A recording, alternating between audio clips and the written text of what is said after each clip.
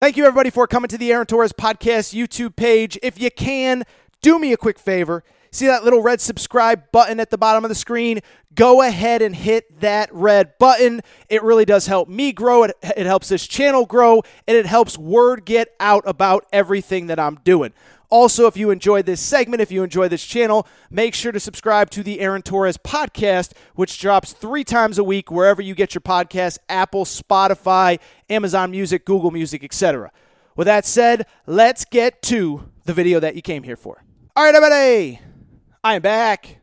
Good to be back. I do want to continue the college basketball conversation, but I do want to take it in a slightly different direction than you're expecting, because as I record here, it's actually Monday evening. We're a few hours away from the NCAA Tournament National Championship game. Kansas is playing North Carolina. By the time that many of you listen to this, we will know who the national champion is in college basketball is. Here's the thing, though. While most of the kind of broader sporting world is focused on the national championship game, the Final Four, that incredible Duke-Carolina game, what I would also say is there is something else going on for college basketball nerds that is just as interesting, if not more so. And that's what I call roster turnover season, okay? So this is that time of year where we have all sorts of chaos when it comes to college basketball rosters. We have players declaring for the NBA draft. We have players declaring for the draft without an agent, and they're retaining their eligibility and all that good stuff. We have the transfer portal absolutely humming. Players coming, players going. We have 5-star recruits that are committing here. A couple still out there that will be making their college commitments here over the next few weeks that could be impact players. So it's a crazy time of year in college basketball. It's impossible to keep up with everything. But what I would also say is there was a story that happened over the last couple days, the likes of which, even in roster turnover season, I have never quite seen, and I think it fell a little bit in under the cracks or through the cracks or however you say it, because of the fact that it was Final Four weekend and it was not necessarily one of the bigger schools that you think of when it comes to college basketball. But this story is crazy, so let's get into it, because did you see what is going on at LSU? Okay, LSU obviously fires Will Wade after their SEC tournament loss to, I guess it was Arkansas. They come back, they fire Will Wade, they still play in the NCAA tournament, and then they go ahead and hire Matt McMahon from Murray State after their NCAA tournament is complete, and obviously after Murray State's tournament is complete as well. Well, Matt McMahon is now on LSU's campus. Unfortunately, there really isn't anybody joining him there at LSU because, I don't know, have you seen this story where all 13 scholarship players at LSU plus 2 5-star recruits have all decided to decommit or leave the program? It is unlike anything I've ever seen.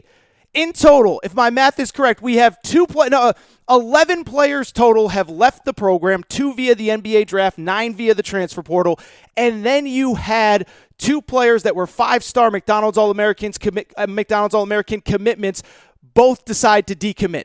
So in the span of like 2 weeks, you went from LSU having a top 10 to top 15 roster on campus, if you could just retain everybody, to having absolutely nobody.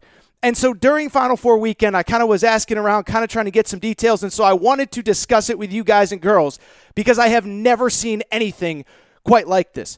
First of all, what I would say before we get into everything, let me just kind of explain to you how much talent LSU has actually lost over the last couple weeks. Actually, as a matter of fact, I was right the first time. In total, they have lost 13 players, okay? They've lost 13 players. 2 of them were going to go pro no matter what. If Will Wade stays, if Will Wade goes, if whatever. Tari Eason, who's going to be a first-round pick, and Darius Days, he's been there 4 years. It's just time to move on, whatever. But beyond that, you had a bunch of guys that if they had returned, as I said a minute ago, you are talking about a preseason top 10 team. And so let me explain to you who has entered the transfer portal from LSU just since this season ended. Here are some of the names that you need to know that entered the transfer portal. Brandon Murray, averaged double-figure scoring points as a freshman. He's in the portal.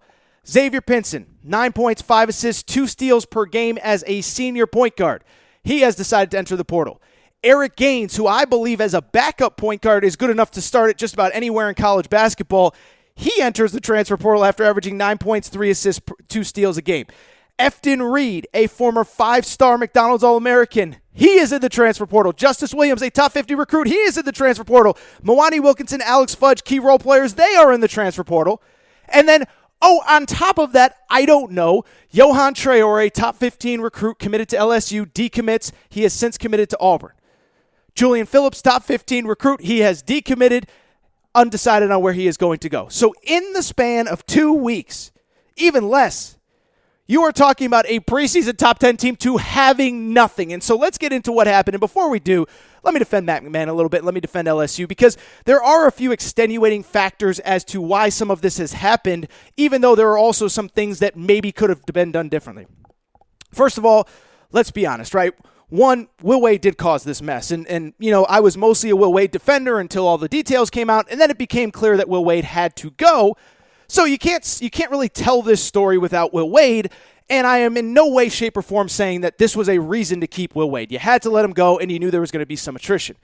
On top of that, it's like I just said, you knew there was going to be some attrition. You knew that players always come and go, even on successful teams, even in great programs. I'm a UConn alum. UConn, right after the season, in which they were basically in the top 25 all season long, had 2 players enter the transfer portal. Duke has lost players to the transfer portal. Kentucky loses players to the transfer portal. This is the world of college basketball that we live in, and it works both ways, right? It's not as though every player is obligated to stay at the school that originally committed to them. And let's be honest, I'm sure if you asked Matt McMahon, if you gave him some truth serum, he probably wouldn't want every single guy on the roster that he inherited either. So that's all part of it. And in defense of Matt McMahon, he has gotten commitments from 2 of his former players at Murray State at LSU. So it's not as though they don't have a roster at all. But right now the roster consists of 2 players from Murray State. And it's not as though Matt McMahon cannot convince some of these guys to come back. But I will also tell you this. As somebody who has followed this stuff for years, what I will tell you is once a kid enters the transfer portal, it is really hard to get him back out. And that is where I worry about things from LSU. And that's what I want to talk about now, because I do think, as much as I like Matt McMahon and respect him, and I appreciate everything he's done for me, I do think we have overestimated some things, and I do think there were maybe some tactical mistakes that were made. First of all, what I would say is this. Whatever you think of Will Wade, and again, this comes from kind of talking to people at the Final Four like, yo, what's going on at LSU? What's the deal right now? First of all, what I would say is this. One, those players love Will Wade. And that was a very interesting byproduct of talking to people at the Final Four. People were like, he had to go. He was egregiously breaking the rules. But you also talk to people that have worked with Will Wade. What they'll tell you is his players love him. He is a guy that even if you hate him, and I get why you hate him, his players really do love him because he is a guy that in the recruiting process, and I know there's some other stuff going on there as well, but he is a guy that really puts in the time in recruiting. I remember talking to somebody that worked with Will Wade a few years ago who said, I have never been around a head coach who works harder than Will Wade. I've never been around a head coach who spends more time on his phone. I've never been around a head coach who connects with high school and young players as well as Will Wade does. Now, I understand there were NCAA rules violations. I understand there were extra benefits. But listen, we all know when we're talking about elite players, if they want extra benefits, they're going to find them somewhere. And so at some point, we do have to give Will Wade credit. And it is very clear that these players on this roster were very loyal to Will Wade, even if things did not work out and even if he had to go. What I would also say is this. In talking to some people at the Final Four, what I would also say is I do think there may have been a tactical mistake by Matt McMahon when he got to LSU. And what I would say is what I always say. Matt McMahon's been very good to me. I respect the hell out of him. I appreciate everything he's done for me. But my job is to be loyal to my audience, is to be fair to both sides, is to not defend anybody if there's not something, I'm not here to be a PR, machine for anybody. And what I was told at the Final Four was that Matt McMahon kind of screwed up some stuff in terms of when he came to campus. He said all the right things about wanting to retain the players, about building relationships, all that good stuff. But here's what he also did. He also gave a complete stiff arm to the people that he probably needed to be a little bit nicer to, which was the previous coaching staff. And to be clear, I'm not saying he had to retain other coaches. The coaches that were still on staff, by the way, were not involved in the NCAA violation, so that is worth noting. It's not as though he just booted them because they were all about to get busted for NCAA rules. But it's not as though to say that Matt McMahon should be loyal to them or he has an obligation to hire Will Wade's former staff. That's not what I'm saying at all. But if you have followed coaching changes through the years, what you often know is, especially, by the way, with really successful teams, with really good players, sometimes you do want to keep some of the previous staff around because of the bond that the current players have with them and because of, in some cases, the loyalty that the players have to them. I'm not saying you got to keep everybody, but keep in mind, it's not just assistant coaches.